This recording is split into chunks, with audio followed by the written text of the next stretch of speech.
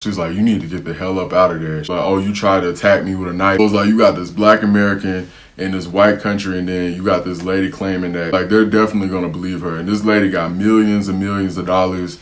You know, like, not even my family would be able to, like, stand against this family. Like,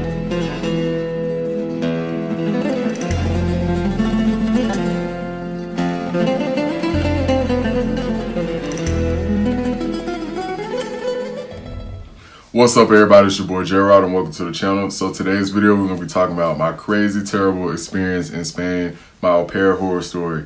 Now, believe it or not, I actually did this video 3 years ago when I first started my channel. So a lot of people do not realize that I actually lived in Spain as well, into addition with the Dominican Republic. So I get a lot of new people on my channel, and I think the other day I had posted something on Instagram, and somebody was like, wait, what? Like, you was out in Spain? I never knew this. So yeah, like, a lot of newer people on my channel don't realize, or they don't know my history of Spain.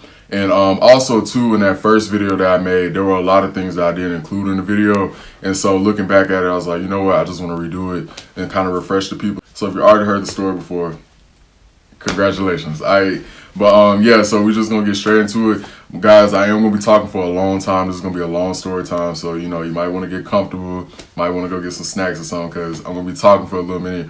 But yeah, I'm just gonna get straight into it. All right, let's go. So how the hell did I end up in Spain? All right, so what people don't know is back in high school, so we're gonna rewind back. All the way back in high school, I was obsessed with Spain. Like, I kept saying that the first Spanish-speaking country I ever want to visit is Spain. That actually didn't end up happening. It ended up being Mexico. But I still wanted to live my dream in Spain. I always dreamed about, like, what it would be like to live there. And because I wanted to learn Spanish badly in another country, I was like, there is no perfect place but to go to Spain, because, you know, that's the original Spanish. You know, that's, like, where Spanish originated from. So, you know, I always had, like, high hopes and dreams of living in Spain. So that's kind of like what made me want to go to Spain. Even before I knew anything about, I didn't even know what Dominican Republic was. So fast forward, and so I was like around 20 at this point. Yeah, I was 20 years old at this point. I'm 23 now, so this story wasn't too long ago. It was like 3 years ago. But anyway, so I'm 20 years old. I'm like, all right, about to leave. I'm tired of America. I was fed up with it. I was just ready to leave. So I actually ended up going to the Dominican Republic first. And I already made a story time about how that went. Yeah, so went to the Dominican Republic first. And I was having fun, but I wanted to extend my abroad experience. Like, I did not want to come back to America. So I was trying to figure out how am I going to be able to go to Spain, or, like, you know, just do something different. Like, I don't want to come back home. You know, like, that was the thing. I just want to stay out the country as long as I possibly can. I'm over here trying to figure out ways to do that. Hold on, wait. Bae just texted me. So yeah, I'm just trying to figure out, like, how am I going to live in Spain, because at that time I was broke as hell. Okay, we all went through it, college. Broke college kids. So I was like, how the hell am I going to do this shit? I mean, I had a little bit of money, but it wasn't enough to, like, fly across the world, like, to the other side of the globe and then go to Europe. You know, because Europe, the cost of living is completely different from Dominican Republic. Dominican Republic, you can make your money stretch for, like, months and months and months. Europe, you can't do that. So I'm like, bro, I'm not going to be able to afford living out there. And then I'm going to have to come back to the United States. I did not want to do that. So I was trying to figure out, like, different ways to be able to live abroad for a very long time when you had, like, limited resources. So that's when I came across au pair. All right, so what is an au pair? Basically, an au pair is someone who gets hired, usually a younger person that gets hired by a rich or well-to-do family. The au pairs are popular, like, in Europe. Okay, but basically you get to stay with a family and teach their children English in exchange for learning the language and the culture. So, like, for me, I wanted to learn Spanish. And at that point, I was actually already pretty fluent at that point, because I had already stayed in the Dominican Republic. So that's how I ended up learning a lot of my Spanish. But I still wanted to, like, improve and get better at it. So I wanted to live with this family in Spain, and basically they hire you to teach their kids English. And that's not even the best part, okay? All expenses are covered. So free housing, free food, free transportation, everything is paid for. You know, you don't got to worry about, like, pretty much you don't got to worry about nothing. And then on top of that, you get paid every week. So, like, basically you just living for free. So all you got to do is just teach kids English, and you getting paid to do that. And it's your native language. Like, bruh, like, it couldn't get any better than that. So That's what an au pair is basically in the simplest terms. I went on aupairworld.com, filled out the application. What people don't know is the first time I tried it, I got rejected by every single family. So you can like the way au pair works is you can pick families or they can pick you. And so wasn't no families picking me because I didn't really fill out my application all the way. Like my profile, I kind of just halfway did it. So when I was requesting to stay with a family, they all rejected me. I was like, damn. So then I did it the second time, and this time I like filled out everything. Like I added tons of pictures, wrote out the whole bio. I was writing shit like, yeah, I like going on hikes and camping and all this bullshit. And, just trying to make myself look like the perfect candidate. Knowing good and damn well I don't be doing no hiking and all this bullshit. But, you got to hype it up. You want people to pick you. So that's exactly what happened. I had 3 families, like, they hit me up after that. So the first family that hit me up, they actually backed out of it. They changed their mind because they were going to be traveling that year. So they actually didn't need an au pair. The second family that hit me up, there were 2 things that was wrong with the second family. So the second family, number one, I ain't like the location because it was in the middle of nowhere. I was like, nope, like, because you can pick your preference for like what type of city you want to live in. And I said that if I live in Spain, I want to live in Madrid, Barcelona, or Valencia. Those are like the top 3 places.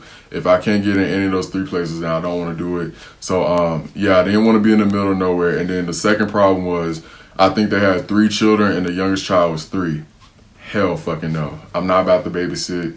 I mean, I know that's the whole point of, like, the whole point of being a parent is you're gonna, teach the kids English, but like a 3-year-old, no. I don't have the patience. And it's 3 kids, nah. Like, I ain't finna do that shit. And then the third family, 3's a charm, was the perfect family, okay? So this family, they lived in Madrid, and that's actually the capital of Spain. So I wanted to live in Madrid. That was my top pick. And then they had 2 boys that were teenagers. Well, one was 13, the other was 10. So, they old enough to take care of themselves. It wasn't like they were like little kids. And also too, with guys, it's just easier to keep them entertained. So like we could play video games, we could play sports, it's a lot easier to keep them entertained versus like a 3-year-old. So I was like, fuck that. I'm not finna watch a 3-year-old child and 2 other kids. So I ended up going with the third family. I ended up Skyping the family. They love me. The funny thing in my interview, the mom told me, she's like, the reason why I picked you, she said, it was because of your eyes. She said, like, you just had those innocent, like, angel eyes. She's like, that's why I picked you. I was like, shit, I'll take it, I was like, shit, I'll take it. So, yeah, we just go over the contract. She tells me all the rules and stuff, and then she gives me my date to fly out. So, fast forward, and I end up leaving the Dominican Republic, and then I go straight from the DR to Spain. But, like, the whole journey for me to get from DR to Spain was crazy. So, like, it almost took, I think, almost 3 days. So, I left Dominican Republic, flew to Miami, they canceled my flight, so I ended up having to spend the night on the floor in Miami airport. The shit was crazy. And then woke up the next morning, ended up in Atlanta. I was in Atlanta for like 2 hours. I had to go switch my clothes. I wanted to bring my nice shit to Europe because, in the DR, it was just like shorts and tank tops and flip-flops. So I wanted to like dress nice, living in Spain. So I ended up switching my clothes out and then ran to Walmart, went to the airport. So then from there, I flew from Atlanta to London, which was like an overnight flight. And then from London to Spain. So by the time I got to Spain, your boy was tired. Okay, like I just wanted to go to sleep because it was just I don't know, for some reason I just didn't get enough sleep on the plane. So by the time I did arrive to the airport, like the family was all excited and stuff to see me, but I felt like a zombie on the inside, like I was dying. But, I had to like, put on my fake smile and, be like, oh, hey, what's up? But really, I just want to go to bed. So I get to the airport, I greet the family. So it's the 2 kids, the mom and the dad. And it was funny, like when I tried to greet the mom, because in America, we just do like a handshake, when you first meet somebody. But in Spain, they don't do that. They do little 2 kisses, like, mwah, mwah. So like when I tried to reach out to do the handshake, she was looking like, the fuck is he doing? So it was a really awkward encounter, but they was like real happy. Everybody was hyped. It was like, oh shit, like, like they was just super excited. So then we get in the car, we drive to the house, and bro, this is when the shit gets crazy. So we get to the house, bro, this house is humongous, bro. I've never, like when I tell you I've never lived in something this big before, like, bro, these people, there's a difference between being rich and wealthy. These people were wealthy. These people had money. Okay, like this house, first of all, they had an elevator in the house. They had a swimming pool and a river in the backyard. These people had a freaking river. I want you to really envision, like, bro, like This was on some Fresh Prince of Bel-Air type shit, you know, but the Spain edition. So that's exactly what I felt like, you know. So I was just like walking through the house, and it just looked like a museum. Like I ain't want to touch anything because I was like, I cannot afford anything in this house if I break it.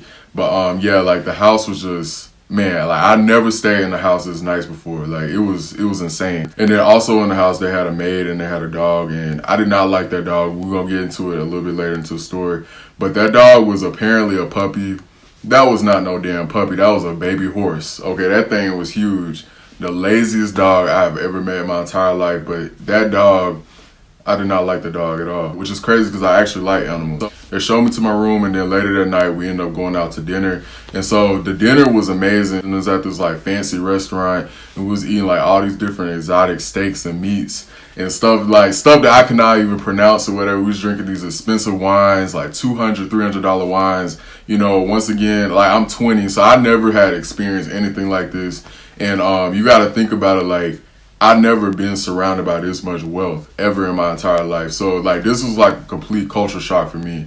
So, you know, just even how they were like sitting at the table and the posture and how you would eat the food and like just the manners that you would have at the table. What you have to understand is like I came from staying in the Dominican Republic. They don't care in the Dominican Republic like how you eat and stuff. But in Spain it was like all proper and like, you know, all bougie and shit, and like fork on this side of the table, like, you know, just all this extra shit. And I'm just like, bro, you know, I'm trying to be like all polite and stuff, but bro, it was crazy, man. That was definitely like that was probably like the best night in Spain because that was my first night there. So yeah, it was just a very, very, very cool experience. So after dinner we come home, and then the mom, she just kind of runs down everything. She just tells me, like, she only goes through it one time, so I'm trying to like remember all this stuff, but she goes through it one time. She just tells me everything I need to do as an au pair and like what the expectations were for, you know, my first day. So the next day was Monday, which was my first day. So after she explained everything, you know, lights was out, we went to sleep. The next morning was my first day. So typically how an au pair day works is the mom and the dad, they already go off to work before I get up. And so, or like by the time I get up, they're just leaving the house. So I usually try to get up like an hour before the kids. And I just kind of have like a little time to myself. And then after that, if the boys aren't already up, like I'll go wake them up, or the oldest one will already be up and he'll wake up his little brother. And so we'll do breakfast. Breakfast in Spain is nothing like America. And I'm not complaining. I'm just like, I want you to visualize like what's going on. But you know, in America, it's like, you know, you eat the eggs, and you eat the bacon, you eat the grits, and you know, the waffles, the pancakes. You don't get none of that shit in Spain, bro. It is literally a piece of toast and a cup of coffee. I swear to God. Like literally, it's just a little piece of toast, and then you might get some fruit on the side, and then like a little coffee. Breakfast in Spain is very, very, very light. So that was like one of the first things I noticed eating breakfast in Spain. I was like, damn, like y'all don't eat a lot for breakfast. But I'm like, you know, shit, like learning new country, new culture. So, you know, I was being respectful. Then after breakfast, we'll go walk to the park. That was a long ass walk. It was about like a mile away, which I didn't mind. It was good exercise. But like I told you, the dog, we had to walk the dog, and that dog was lazy as hell. So like he would just be kind of dragging. And bro, like the thing about Spain is the weather is just hot and sunny every single day, just like dry, you know, hot and sunny. And so it's like, bro, this dog walking slow, and you know, it's hot outside. Like I'm just trying to get to the park or whatever, and the dog just want to lay down in the street. But anyways, yeah, so we'll do that every morning, get the exercise in, and then we'll play sports. So, you know, I would teach them, I taught them how to play American football, because over there, you know, they do football, like the soccer, but they wanted to learn how to play like American football. So I taught them that. And then I also taught them how to play basketball. So it was a really cool like bonding experience. And then some days we'll go kayaking. And so like we usually do like the sports and the activities in the morning. And then we come home, we'll do lunch. So we did have a maid there. So like the maid, me and her will alternate. So one day she'll cook the lunch, one day I'll cook the lunch. So we'll do lunch. And then after that, we'll do like the reading exercises and English activities. So like I'll teach them. And then after that, usually at the end of the day, like we try to end it with like something fun, like playing video games or watching a movie. You know, I just try to keep it interesting for them. But that's typically how it went. And then the mom and the dad, they'll come home like in the evening, like around 5 o'clock. And then from 5 until 11, because I did have a curfew. So my curfew was 11 p.m. So, you know, from 5 to 11, I can go do what I want to do, like go explore the city, go get my hair cut, like, you know, just, you know, go chill. And then come back home and do the same thing over again. You know, on the weekends, you know, we were free. Saturdays we usually typically travel, so we take like family trips and go travel. And then Sundays was just kind of like a chill day. So, and once again, everything was paid for. So like my housing was free. Okay, food was free. Like I can eat anything I want in the kitchen. They didn't care. In the kitchen, they had all the wines, all the beers from around the world. They had like beers from Germany, beers from Paris, like everything. So it was crazy because like I don't even drink beer. Like the only time I drink beer is like if I'm in the Dominican Republic, I'm drinking the Presidente. But like I was just drinking it just because it was there. Like, you know, like it was just like I could have anything. Like they did not care. Transportation, if I had to like take the train or the subway, they paid for my transportation. Or like say like we did an activity, like I took the kids to the museum, they'll pay for that. Like they'll reimburse me the money. And then every Friday I got paid, so they'll give me my money every Friday. So basically I was just like racking up all this money, and I wasn't having to spend anything because, you know, like everything was covered, like my groceries. Like they would take me grocery shopping, and I remember the first time we went grocery shopping, I was trying to be like real polite and not get like a lot of stuff. And then like the dad was just telling me like, bro, like just put more in it, like just add more. You know, like what do you need? They was buying deodorants, underwear, bro. They bought everything, bro. They was paying for all my shit: deodorant, mouthwash, toothpaste, underwear, socks, like everything. They was just like, if you see something you want it.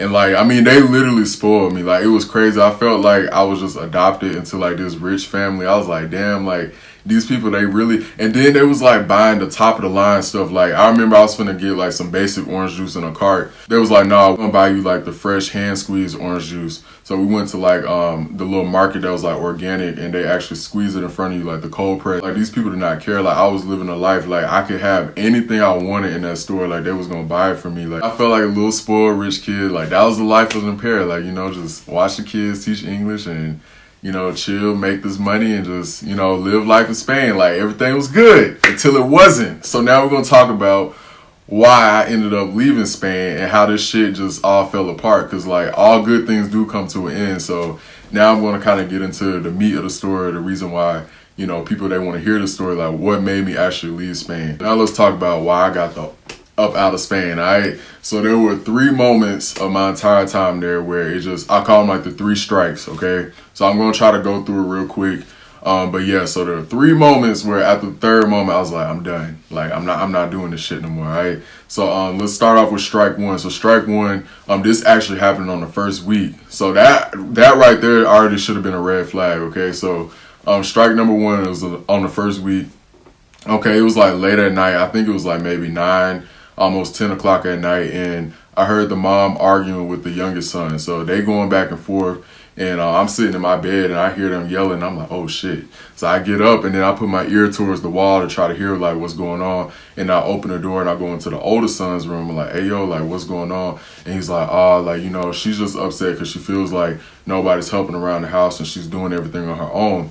So I go into the living room to go confront the mom. And I'm like, hey, like, is everything good? And this lady, she just looks frantic. Like she just, I don't know, it looked like she was going through a midlife crisis, but she's like, nobody's helping me, and, you know, I just feel like I do so much, and, like, I do a million things, and nobody's helping me, and blah, blah, blah. Like, she's just, like, running, like, da-da-da-da-da-da. Just, like, telling me all her problems, and then she's like, and then, like, nobody came to set the table, like, you didn't even set the table, and I told her, I was like, well, all right, so this is the first problem in Spain, okay, that, once again, it was a cultural difference. So, like, in Spain, mind you, it is 9 o'clock, almost going on 10 o'clock. In America, we do not eat dinner that late. I mean, people eat that late in America, but like nobody sits the table at 10 o'clock in America. Like we just don't do that in America. So I had to explain that to her, and I was like, well, you know, this is my first week here, so I'm still trying to get used to things. But in Spain, they eat dinner late as hell. Like they eat dinner like 9, 10, sometimes even 11 o'clock. There were literally days where we'll be sitting at the table eating dinner at 11 o'clock. Like it's crazy. But that was like one of the first cultural shocks for me in Spain, is how late they eat dinner. And so she was talking about like I didn't come to like set the table, and I told her, I was like, well, you know, in America, like around 9, 10 o'clock, like we in the bed, you know. So, you know, I was just trying to explain it to her, and I said, but look, I have no problem helping you with anything, you know, just let me know. And you know, I gave her a hug, and I just I told her, I said, I don't read minds, so you're gonna have to just kind of help me, because, you know, the cultural differences and stuff, but anything you need me to do, like I have no problem doing it. I told her like that straight up, gave her a hug, everything was cool. But what was crazy is I feel like it was something else that was bothering her. Like that was just kind of like the thing that set her off. But I don't think that was actually what set her off. Like I definitely feel like it was something else, like another underlying issue that was going on. But you know, she just felt triggered. So that was like the first red flag that I was like, dang, like something's kind of off about this lady. So fast forward a couple of weeks, strike number 2. So they send the oldest son off to Greece because, like I told you, these people had that money, that shmoney. So they sent him off to Greece to go to some camp in Greece. And I was actually happy because I did not like the 13-year-old. The oldest one got on my damn nerves because he always would question everything I did or like my authority. And he kind of tested me a lot. So like he'll just ask me a lot of questions like, why do you do this? Or like if I'm cooking, he's like, why are you using a fork for this? It's like, stay in a child's place. Stay in a child's place. Like, shut up. Like, you're 13. Okay, like he would just kind of question everything I did. He was kind of like a little brat. Another thing I didn't like is he never let his younger brother speak. So the youngest one, Pablo, that's his name, the 10-year-old, he was like very shy and quiet, and he didn't really get to speak a lot when his brother was around because his brother would always do the talking. Pablo, his English wasn't that good. The oldest one, his English was pretty good. Like he was almost fluent, but like the younger one, he always ended up speaking to me in Spanish a lot. And so with the oldest one being gone, it gave me more time to work with the younger one on his English and to build it up and get it stronger. And man, let me tell you, like his English improved dramatically when his brother left because I had more one-on-one time to like work with him. The 13-year-old, like he just always wanted to be in control. He kind of acted like his mom or whatever, but yeah, I was happy that he was gone. And then the father, he went off to Paris on a business trip, so he was gone as well. So the only people left in the house was me, the youngest one, the dog, and the maid. So and the mom. So those were the only people left in the house. But one morning, the youngest son, he's not feeling well, and that day we were supposed to go kayaking. I was like, yes. I was like, look at God, like we don't got to go kayaking, bro. I hated kayaking so much when I was in Spain because I just sucked at it. It was actually really hard for me. I did eventually learn how to do it after a couple of weeks, but like them first, a few weeks of me trying to kayak, that shit was embarrassing because like it was other people that would be in the river too that also would be kayaking. To see like this tall, like, black dude trying to like, the only black dude out here in this water, like on this boat, and I'm trying to like get into this kayak and I'm doing this and I flipped over, bro. Like every time I would get in the kayak, bro, I would always fall in the water, and it's so embarrassing. It was like fish, ducks, and turtles all in the river, and like all this like seaweed and crap just all over my clothes, and all these people looking at me like this. Like I said, I stand out because I'm the only black dude, and they're just like, what the hell? And on top of that, like they were trying to help me get out the water because like the boat, like once the water would get in the boat, it would sink. And so like they'll help me pull the boat out the water. Then I'll try to climb out the river, and like on the sides of the walls, like of the river, there were like algae. So I would try to like climb out, but I couldn't get out. Like I'll slip and I'll go back into the water. So like they'll have to like pull me out the river. Bro, that shit was so damn embarrassing, man. Like, and I did this multiple times. Like every time we go kayaking, I would always fall. And then finally, like I would say by like my 3rd week, I actually finally figured out how to do it. And I actually got good at it, but like it definitely was a struggle. So I was happy when the son said like he didn't feel good that day. I was like, yes, like we don't gotta go kayaking. I don't gotta embarrass myself. So I was too happy. Basically what ended up happening that day is we come home and we just end up watching the movie. And so the mom comes home early that day and she sees me watching the movie and she's like, oh, hey, what's up, guys? How was the day? And every day that when the mom comes home, she always asks the full itinerary, everything that we did. And so, she wants to know every single detail all the way down to how many apple slices these people ate. I swear. Like, I'm not making this part up. Like, she would literally ask, like, how many slices of apples did they have? Bro, she was, like, on some OCD type shit. But anyways, she would always ask about, like, the full day. She wanted to know the full itinerary. So, what ended up happening was the youngest son, I think she asked him first, like, how was the day? Like, what did y'all do? And, I'm sitting right here on the couch, so I hear everything that they're talking about. And then he's like, well, yeah, we didn't go kayaking today, blah, blah, blah. So then she calls my name. She was like, so why didn't you go kayaking today? And I was like, well, Pablo, his stomach wasn't feeling well. So, I didn't want to like put him in a boat. And she was like, but you didn't tell me. Like she got so angry. And I was like, oh, shit. Like, I was like, here she go again on like these little episodes, and she was like, but you didn't tell me. She was like, you don't go behind my back and change the plans. She was like, you don't do that. Do you understand? I was like, bro, like, what are you talking about? Like, I ain't go behind your back. She trying to make it seem like I did something malicious, like go behind her back. And she was like, you don't go behind my back and change the plans. And I was like, well, I'm sorry. I didn't want to disturb your work, but I said the next time we change something, I'll send you a message and tell you that, hey, we're not doing this today. I said, but anybody in their right mind knows that if somebody's not feeling well, you're not going to put them in a boat. Like, that's common sense, bro. So I thought she would be a little bit understanding about that, but nah, she wasn't. I mean, if it was like life-threatening or if he was like super, super sick, then I'll probably like call her. But just because his stomach didn't feel well, it was just like, bro, like, I didn't feel the need to like hit her up at her job. But I was like, you know what? I make mistakes. I'm sorry. I told her, I said, you know what, next time in the future, I'll let you know if we change anything, because I don't want you to think I'm going behind your back.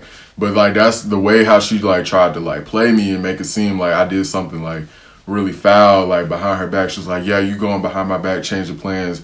It's like, it was not like that. Like, I promise you, it was just the son was sick and I did not want to put him on a boat.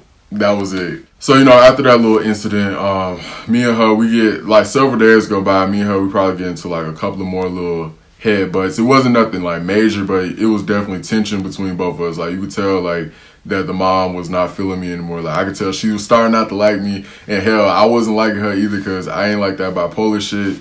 And, yeah, it just was a lot of tension between me and her. And then, like, some days she'll come, like, soon as she'll come home after my shift, like, I'll just leave. Sometimes I wouldn't have nowhere to be. I just didn't want to be in the house with her because she was starting to get on my nerves. And then I was getting a little homesick. Like, I was ready to go back to the Dominican Republic because, once again, my life before Spain, you know, I was out partying every day, like going out to the club. You know, I was just, you know, lit. Like, in Dominican Republic, I was going out every single day. Spain, I was like working and stuff, so it just was a different vibe, and then the people wasn't really as friendly. I was also dealing with like racism and stuff that was going on in that country that I'll make a separate video talking about that, but it was like some little things that was going on, and like the people just was not really what I thought people in Spain. Well, I would say Madrid. I'm not going to speak for the whole Spain.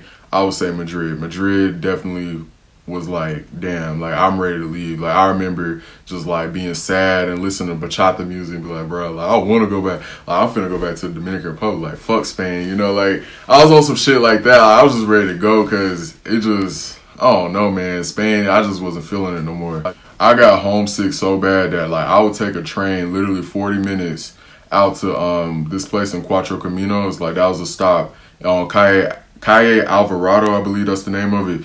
But it's like this little Dominican town. So it's like basically like a Chinatown, but with Dominicans. And I would literally go out to the block and hang out with them. And like they had like the Dominican restaurants, and I'll just hang out with them because I just miss being on that island. So now we're getting down to strike number 3. Guys, when I say this is probably one of the most dramatic moments I've ever experienced in my entire life. So yeah, like when you hear what happens, you're going to be like, bruh, like, are you serious? So this moment right here is what made me leave Spain, and I just was done with it. So yeah, getting into strike number 3. So pretty much how it went down is the night before, the mom, she tells me, she's like, y'all having soup for lunch. All you got to do is heat it up. The maid is going to prepare it. So, you know, just put it on the stove, turn on the burner, and then y'all have the soup. I'm like, all right, that's easy, not hard at all. So the next morning comes around, I see the maid, she's making the soup.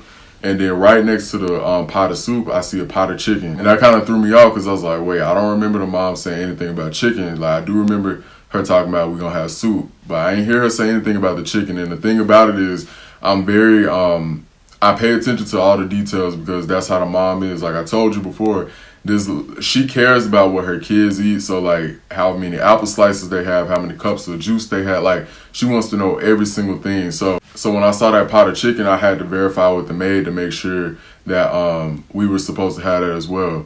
All right, so an issue that I had in Spain was the way that they spoke in Spain is not the way that they speak in Latin America. So the family, they used to tease me of how I spoke Spanish over there because, you know, I would use words that were only like used in Latin America. They'd be like, oh, we don't say this in Spain, you know? And so I would try to assimilate to the Spaniards and the way that they spoke, you know, when I was living in Spain. So one issue that we ran into was with the word lunch, okay? So in Latin America, the word lunch means almuerzo, right? Okay, but in Spain they don't say that. They don't say the word almuerzo when they're talking about lunch. They just say comida. And the problem with the word comida is comida just means food in regular general Spanish. Like, it doesn't matter if you're in Latin America or Spain. Comida just means food.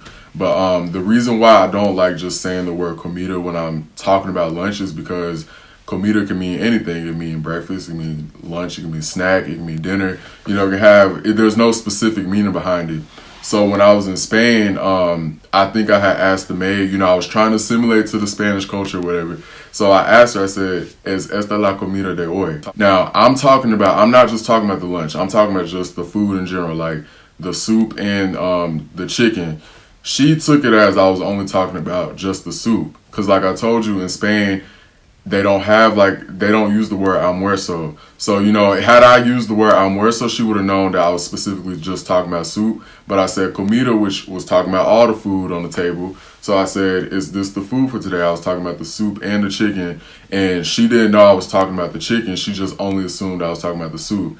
And she was like, yes, this is the food for today. Or yes, this is the lunch for today. So I took it as, I was like, okay, we're going to be having chicken and soup. So yeah, that was a terrible mistake. And yeah, that's when everything went wrong. So, you know, we end up having the chicken and soup. And like I told you, the mom, she's very particular about what her kids eat. And so like, if we did eat the chicken and we were supposed to eat it, I would have got in trouble. She would have made like a real big deal about it. So I was like, okay, maybe we were supposed to have this, you know, she just didn't include it, you know, when she was telling me the instructions the night before. But anyway, so the mom comes home, she asks us, you know, how's the day, you know, the typical thing. And she said, so what did y'all have for lunch? And I told her, I was like, oh, we had like the chicken and the soup. And she was like, chicken? And then she went to the refrigerator, and so she opens it. She opens the door, and then she sees that the chicken is not there, and then she shuts it. And then she opens it again. Bro, when I say this lady went from 0 to 1,000, bro, like she lost it. She was like, that was supposed to be for the dinner. Like, she just started yelling, and I'm like, hold on, wait a minute. She just gets in my face. She's like, you're stupid, you're an idiot. She's like, you just do what you want to do in the house. She's like, don't follow instructions. Like, bro, she just starts going in, and I'm like, bro, hold on, chill. Like, can I explain to you what happened? I'm trying to tell her, like, but like, I talked to the maid, and it was like some confusion. I was trying to like get it out, but bro, she wouldn't let me get a single word out, man. She was just yelling over me, just super, super loud. And, you know, like, she getting in my face. So she, like, clapping and doing all that, yelling in my face. And I'm like, bro, like, get back. Like, I was like, I don't know you from nowhere, my nigga, but you got to, like, take a step back. Because, you know, you getting too close. And she just started yelling. And then she started saying, like, I wanted to come home today, and I wanted to go swimming. She was like, that's why I'm pissed, because I wanted to go swimming today when I got off work. I don't want to have to cook chicken. But, bro, it don't take that long to cook chicken. I was like, bro, it's not going to take more than 30 minutes to cook 2 chicken breasts. You don't season your meat, so there's no preparation. So it's like, you know, what exactly are you doing all this for? I told her, I was like, look, I can make it for you. And she's like, I don't want shit from you. Like, she just was, like, I'm telling you, this lady was crazy. And here's the thing, bro. I understand she frustrated and she don't want to have to cook. But my whole thing is, it was like 5 o'clock when she was doing all this shit, bro. We don't eat dinner till probably like 10 o'clock. So it was not going to take more than 30 minutes to cook 2 chicken breasts.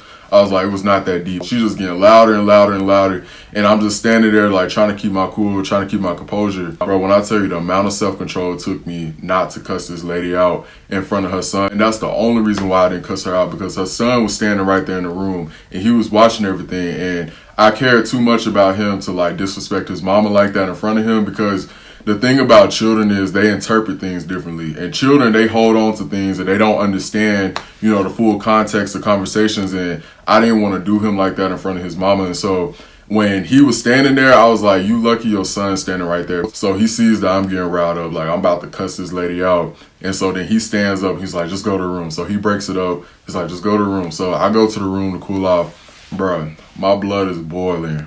Like steaming, like I'm like pissed, like super angry. Like I've never been this fucking angry in a long time. Bro, I was just so mad because she didn't let me get a chance to explain what was going on. Like she just made assumptions. So the first thing I did was I just needed to talk to a family member just to kind of like calm myself. So I ended up hitting up my mom. Here's the thing, I call my mom, but I don't tell her anything of what just happened. So, you know, this whole time she thinking I'm having a good time in Spain. She's like, oh, how's Spain? I'm like, oh yeah, everything is great. You know, like I don't tell her that I just got in an argument. I don't tell her any of the shit that I've been like dealing with like in the house. She just thinks I'm having a good time. And the reason why I didn't tell her what was going on is because I ain't want her to worry. And I've never been that type of person like, let me call my mom. Like anytime I get in a situation, I never call my parents. I always end up handling it by myself. Like I've always been like that. So when I just was talking to her, it just kind of made me calm because I just started asking about her day. And, you know, the fact that she was good and the family was good, you know, it just made me feel a little bit better. So once again, she don't know nothing that's going on about like anything. After I get off the phone with my mom, I'm gonna kind of cool down. Still a little bit pissed, but you know, like I feel a little bit better. 10 minutes after this argument, this lady got the nerve to walk into my room. I'm sitting on my bed in my room. Okay, she walks in to the room and I had on a jacket because I had just got paid, so I went to H&M and I bought like this new jacket. Okay, so I had my jacket on and she walks into the room. She's like, I like your jacket. And I'm just like, what? I'm like, you just got done cussing me out and calling me stupid and idiot and yelling in my face, and now you talking about you like my jacket. I don't want no compliment from you. Like, I don't want to talk to you right now. And she just was like, yeah, I like your jacket. And you know what I said? I said, Gracias. I was like super dry with it. I said, gracias. Like, I didn't smile or anything. And then she just kind of looked at me and was like, well, damn, like, what was that about? It's like, come on, what you mean? Like, you just blew up on me like 10 minutes ago. And now you're trying to talk about like, oh, I like your jacket. So she kind of walks off. And so the next morning I get a text from her. And it's like basically along the lines, pretty much what it says. It's like this long paragraph. It's like, you know, I don't know what happened yesterday and why you had an attitude and blah, blah, blah. But like, I don't want no long faces in this house. And if you're going to be living here, then, you know, you need to like fix your attitude. Like, she was just being real condescending, like talking to me like I was a child basically, and saying like, you know, like you need to fix your attitude because I don't want no long faces in this house and blah, blah, blah, blah, blah. It's just like, if you don't want to do it, then you can leave. And like, you know, she was just like kind of turning up on me. So I was like, all right, you know what? I'm just going to let her, you know, say what she got to say. So I texted back and was like, you know what? I feel comfortable we have this conversation in person. I was like, I don't want to disturb you at your job. So she was like, all right, cool. So she's like, we'll talk about it when I get home. All right, so the whole day goes by and I spend the whole day writing out my response because at that time I was fluent in Spanish, but not like how I am now. And so I wanted to make sure that I express myself the correct way and make sure that nothing gets lost in translation, because that happens sometimes when you're trying to translate from English to Spanish. So I just wrote out my whole response and I just made it very clear so I can make sure I had to say everything that I need to say to her in Spanish. And basically the whole day goes by, anticipation building, like boom, boom, boom, boom, boom, like my heart beating. So she finally walks in and it's just real quiet. I'm sitting on the couch and she walks in with her little flight attendant looking outfit. You know, she always wore heels. She's just real nice. So she just walks in with her little high heels and she sits down. She's like, okay. She's like, so tell me, like, what's up?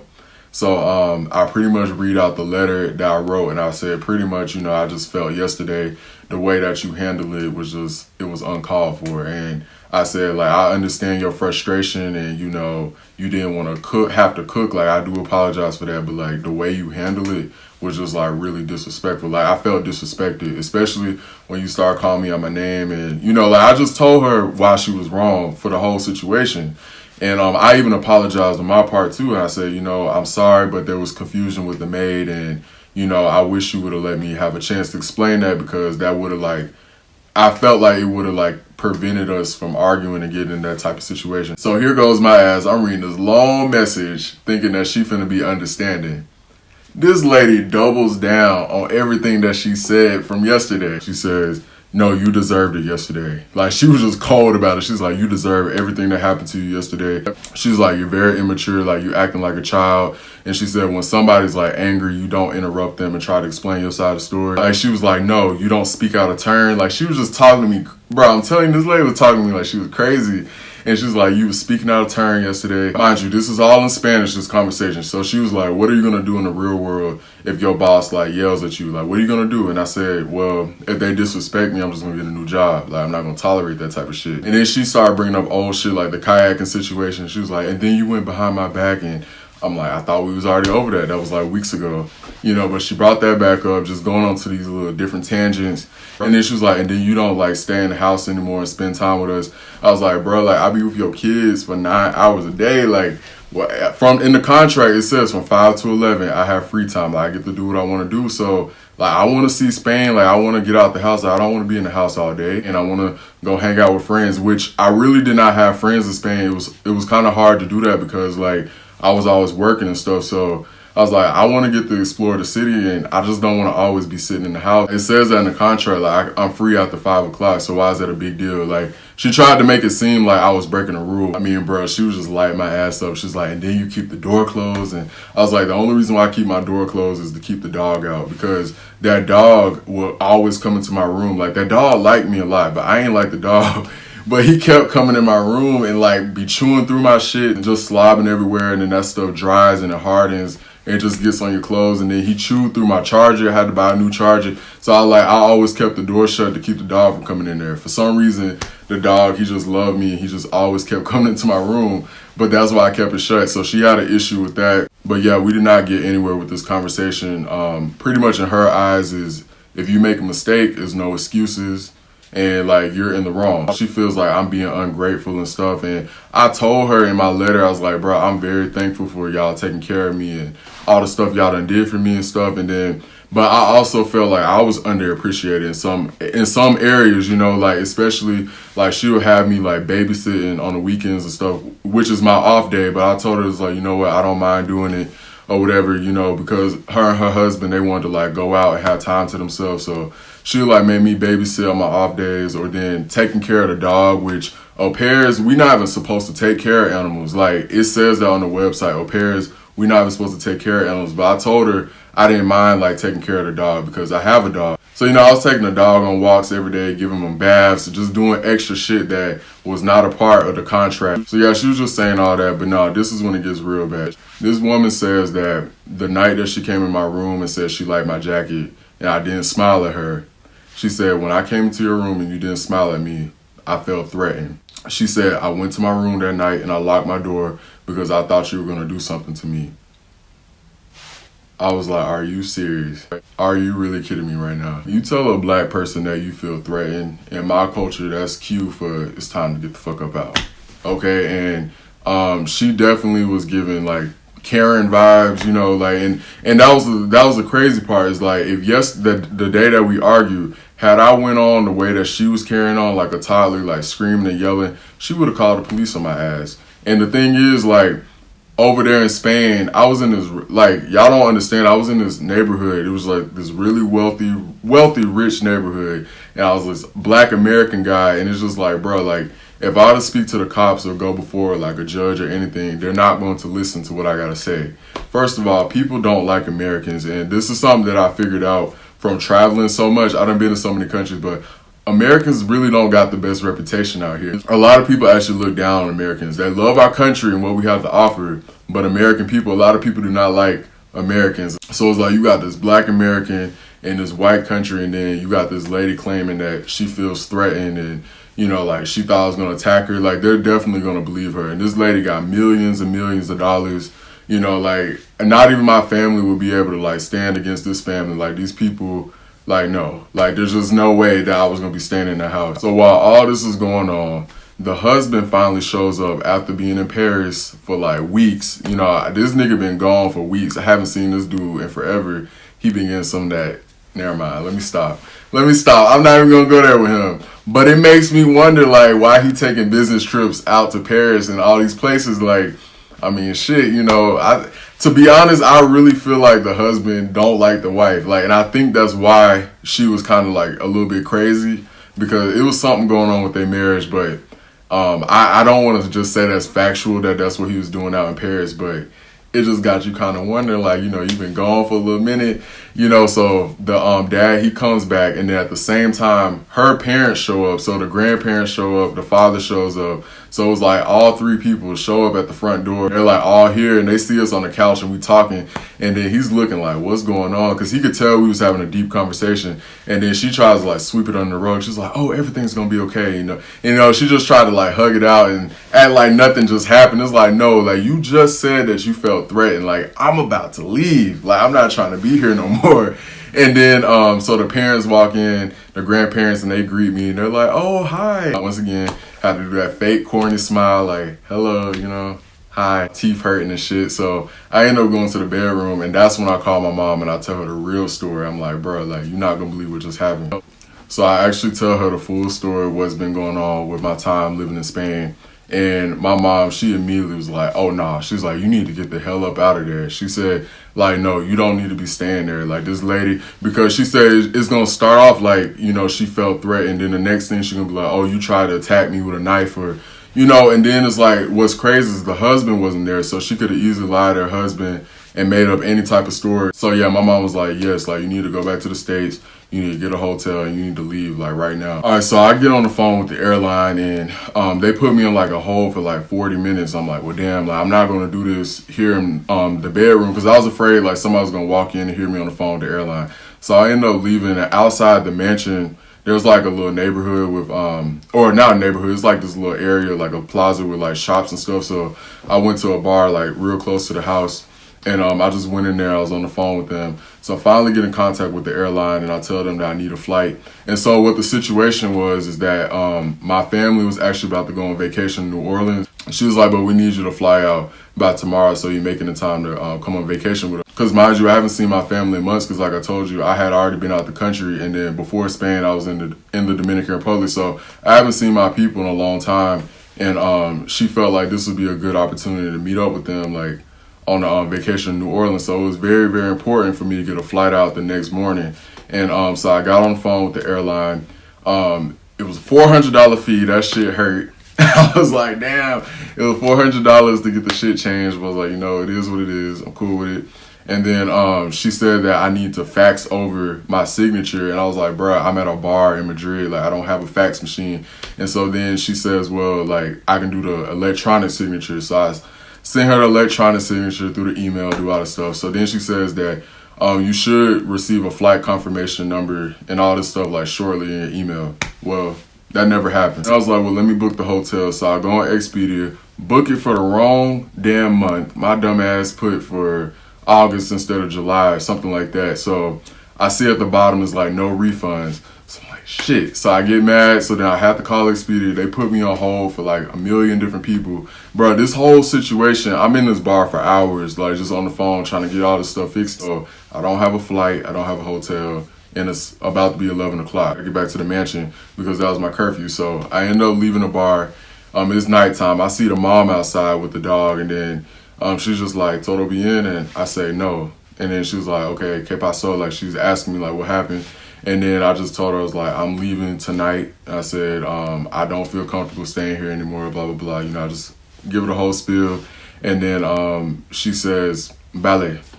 She's like, ballet. Like, that means okay. They say that in Spain a lot, ballet. She's like, ballet. And she's like, give me the keys. I'm like, damn, like, can I at least, you know, like, get in the house first, you know? So she's like, give me the keys. So she takes the keys and snatches them. And then we all get on the elevator, me, her, and the dog. And it's just, like, real awkward because I just dropped this bomb on her. I told her that I'm leaving.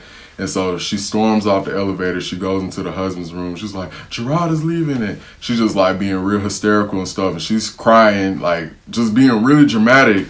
And then the husband's like, what did you do? And so I heard him say that. I was like, oh, okay. So like maybe he's used to this type of behavior. He's like, what did you do to him? And all this stuff. So she like goes downstairs to the basement to go get my luggage. And then the father, he's trying to talk to me. And then he's like, you know, like, I want you to stay. And I told him like, you know, what happened. Because the father had no clue that me and her had been arguing and stuff. So I explained to him what happens. He's like, no, it's not like that. Like, I really want you to stay. I really like you, all this stuff. I said, it's too late. Like, I already called the airline and I already got the flight. So it's just, you know, like, it's too late. But yeah, the dad was the good guy. Like, he was trying to be really understanding about it. So then the kids, they ended up hearing what was going on. So they started crying. And Pablo was like, I don't want him to leave and all this stuff. Because I was their favorite au pair. Because I was their first of all, I was their first American au pair. Because all the au pairs that they had before that were from the UK. So I was their first American au pair. And I was their first guy au pair. So I was actually their favorite one. They was like, we don't want him to leave. So all the kids crying, the mama crying. So the mama, she comes back upstairs with my luggage and she just throws it into the room. And so like, I'm over here like packing all my shit, like quickly stuffing everything into my bag. So the family is just standing right there in front of me. Like, and they're just like watching me pack all my stuff. So like the mama's crying, the two kids are crying. And guys, when I tell you this shit was so damn awkward, like I put in headphones because I had to act like I didn't hear none of this stuff going on. But like, it was just all these people crying and they watched me pack my bags. And I guess the mom, she didn't really think I was about it. Like, I don't think she really thought I was gonna leave. But like I was done with it. I was like, man, especially like after what she said, I'm like, I'm not finna do it no more. And then on top of that, the wife and the husband's anniversary was the next day and they needed me to babysit. Once again, she wanted me to babysit on the weekend. And so she didn't have a babysitter. So I think she was a little pissed about that as well. But anyways, I hurry up, pack up my shit. The dad, he gives me my last paycheck for the week, and you know, he's just telling me, you know, if you need anything, just like let me know, and I appreciate you and your time here and all that stuff. So he was like really, really respectful and cool. Like I don't got nothing negative to say about the father other than he need to check his wife because she was just out of line. And so anyways, yeah, so I'm out on the streets of Madrid. It's about almost probably midnight or 1 o'clock. It's very close to that time, so don't have a hotel, don't have a flight. So I'm pretty much homeless, okay? So I'm like in Madrid, I'm like, all right, so what am I gonna do? Like I had to think real quick. So I was like, okay, like let's go to the airport. I was like, at least at the airport, I can try to figure out what's going on with my flight. And then, you know, it's Wi-Fi, it's food, you know, like I'll have shelter. So I took an Uber out to the airport. All right, so I finally get to the airport, get to the ticket counter, it's closed. I'm like, great. So I thought I was going to be able to figure out what was going on with my flight, but there were no workers there. Everything was closed. So then I was like, well, let me try getting in contact with Expedia again about the hotel. So end up calling Expedia again after being on hold for like another hour. Finally get in touch with them. And the guy, he already had my information queued up and he felt really bad for me because he knew what was going on. Like I told him it was kind of an emergency and stuff. So he's like, I'm just going to go ahead and refund you the money because like you just been having a real rough time. So he ended up refunding me the money. And then I ended up booking for a new hotel. So I'm like, yes, okay, I got a new hotel. So I had to take 2 buses from the airport to get to the right area to like where the Ubers pick you up. So that was confusing too, like getting lost at the airport. So took the 2 buses, getting the Uber. The Uber takes me to the hotel, check in. I'm like, cool, got a hotel. And then I take a shower and I think I just go to sleep. I don't even set an alarm or anything. I just go to bed because I'm checking my email. I still don't have nothing about a flight. So I'm like, damn, I guess I'm not going to be able to go to New Orleans, you know, with my family for vacation. And then what ends up happening is the next morning, it's around 10 o'clock in the morning. I wake up and by the grace of God, I had that email and it said my flight confirmation and the time that I was going to be boarding. I was like, yes, like I got my flight. I'm like, I'm going to make it to the family vacation. So yeah, I ended up getting all my stuff, got some breakfast, and I headed back to the States. So yeah, I did actually make it a time to go on vacation with my family. And then after New Orleans, I went back to the Dominican Republic because I just had missed it too much. I had never been that crazy about going back to the Dominican Republic, like after Spain. Like, I just wanted to be back on that island so bad. So man, I was so happy to be back in the DR. But yeah, that is my au pair horror story in Spain. Will I ever be an au pair again? Absolutely not. Like I would never do something like that again. I have my own money now, so I can fund my own trips. But at that time, you know, it just was a good opportunity. It was like, you know, free everything. Like, you know, it was good when it was good, but then it just, unfortunately, it just got real crazy. But no, it was just too many issues with being a pair. One of the first things I hated was you living in a place that you work. It was really confusing because like when you would be off, you would still be expected to act like just imagine like clocking out for your job and then you're still at home and you're like on the clock. Like that's what it felt like, you know. So it would be like a lot of gray areas in between trying to figure out like, okay, am I free or if I'm really still working, you know. Like I couldn't really understand that. But then I know some au pairs, like, you know, they had good experiences. And I mean, like my sister, her friend was an au pair in Spain and she loved it. But, you know, I just didn't get lucky with mine. Like, I think it was something really going on with the mom.